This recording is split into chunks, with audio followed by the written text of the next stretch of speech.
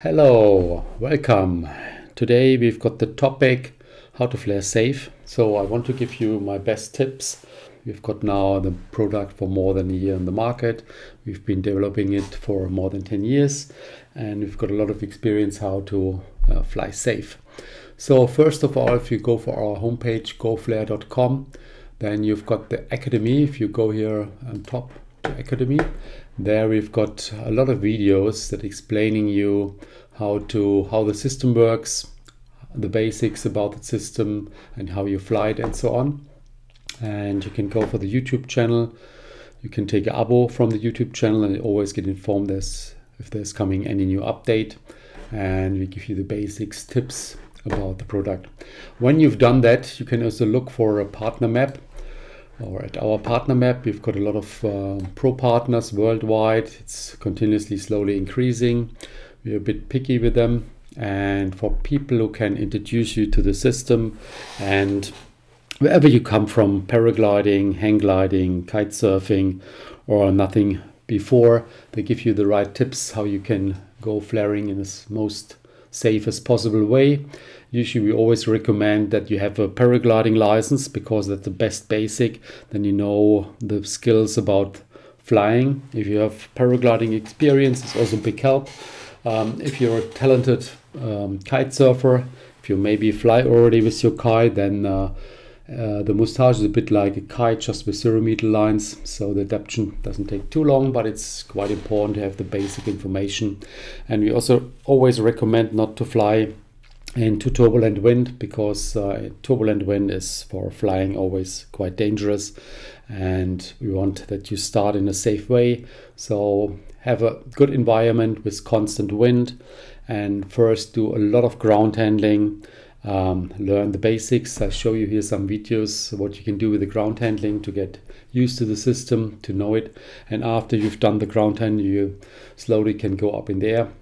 Best is to do it directly with other people who already flare. Best is our pro partners. Some of them have a tour where you can join and you get all the information about it. Yeah, for putting up the wing, you don't have to grab the A risers at the shackle.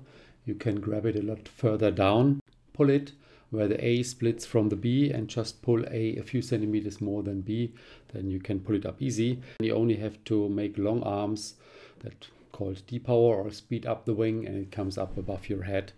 It also self-stabilizes with a reflex above your head, but you can also fly actively that you slow it down when it comes up.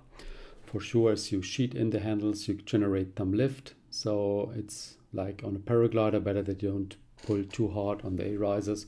I also recommend to play with the stability. Here's an old prototype. You see if I do everything wrong, that it just goes in front of you, then it floats quite well back. So that's also very good training. You can see it again, stalling, overshooting it, and it slightly wants to collapse, but it's super stable compared to a paraglider. If you want to do a collapse, you have to pull the brake lines at the same time while you're pulling the A risers. So I take with one hand both brake handles and with one hand the A risers, and then I can let it collapse and then release the brake of the collapse side and just steer against it. Try to keep the wing above my head, whatever happens, still can keep the A risers. And that's a good training that whatever happens that you can keep the direction that you want to fly. So now you can join me a bit while flying. So I give you some basic information. You can see here how you should grab the handles. That we've got a loop, a black loop below the handles, and you should go with your hands through this loop and then catch the handles. Because that way, if you release the handles a little bit while making a turn or something, it will not be away. You always have the control. And the next thing you need to know which position you've got the minimum sink, stall point, best glide and full speed. For sure, full speed, you've got full hands up. The best glide is about where my hands are at the lower pulley. The right hand side is now exactly at this position for best glide. And if I pull a bit further down where you see the flare system writing, at the lower end of the flare system writing, halfway from this black path on the carabiner, there's a minimum sink. And you should not go further down when you make a turn than the carabiner. As you can also see, I don't go down further than the carabiner. That's the maximum I'm pulling, because then you're losing performance and the sink rate is increasing. And after that, you get not a full stall like in a paraglider, you get more a deep stall. That means that the performance, the lift is reduced, and yeah, you just don't have the lift anymore and slowly come down. But that's something you should not go at the beginning. And if you get too much brakes, just open. So yeah, you know, the Moustache is very dynamic. You can fly in a very wide range. So from low speed, about 25 kilometers per hour, up to 60 kilometers per hour. And even the small, or even more the small sizes, are very dynamic. If you give the hands full up, it really accelerates.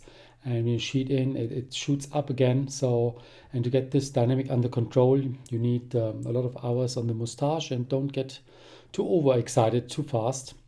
If you get too overexcited, it becomes dangerous. So always calm yourself down. Don't push too hard. Even some very good pilots can push it that hard. It doesn't mean that you should do that also. And yeah, just be cautious and take your time. And yeah, also the dynamic is a lot more faster. So as you can gain height in 1 second or 2 seconds, you can gain height 30-40 meters. If you've got a second Moustache pilot in the air, that means in 2 seconds he can be 40 meters up, you're 40 meters down. So you always have to control the traffic in the air. For yourself, it's a bit less a problem, because you can still control if you watch for it. Some paraglider pilots easily get scared from you because you're everywhere. You change your position so fast, and you realize that when you fly with other Moustache pilot. Yeah, be cautious about that. Don't push too hard, and always watch in the direction you're flying. Don't watch to other directions, and keep track of everything that happens. Okay, so the next safety tip is about the size. Don't go too small. That's my special recommendation. The people always think, I want to fly it in strong wind, I need a small one. The speed difference between the different sizes is really quite small. It's about 4 or 5 kilometers per hour if you go one size smaller. Also the stall speed is higher. You also have to be cautious, because then when you want to land, if there's no wind, you're very fast. And even the biggest sizes, they already go about almost 60 kilometers per hour if you fly in zero wind. If you make a hook turn, it flies even faster, because you can turn and accelerate with G-forces, and then the speed will increase, different than a paraglider. So it's very speedy. But the small ones get very dynamic. If you open the brakes on a 13, it feels like doing a full stall, falling forward. Very dynamic. And if you fly a big size, it's more glidey. It's just gliding like a normal paraglider with full speed. It's not that divey anymore, but which makes it a lot safer. And if you want to stay up and have performance, it's also a nice option. In super strong wind, what I recommend and do is a Cobra landing, that you bring it to the edge of the wind window, like for a Cobra launch, and then you pull the brakes. Okay, let's check that out in slow motion again. Then you see it a bit more clear. Yeah, when the wind is strong, you should have the hands quite far up. Then steer the wing to one side. Even the wingtip could be folded in from the ground. Then you've got less surface in the wind, and then you're pulling both brakes. It can't lift you up anymore, just sideways, and you can easily walk a bit towards the wing and then turn it, and that it parks nicely down, and that's fine.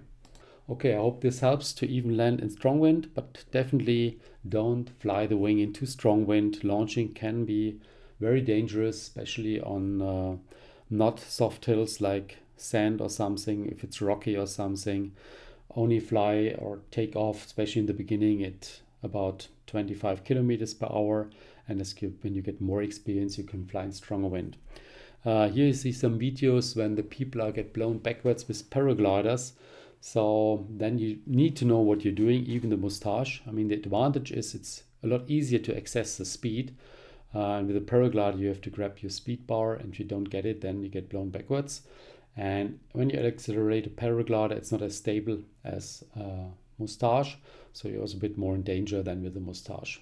But if you're getting overexcited, if you push too hard, you can also definitely come in danger with the Moustache.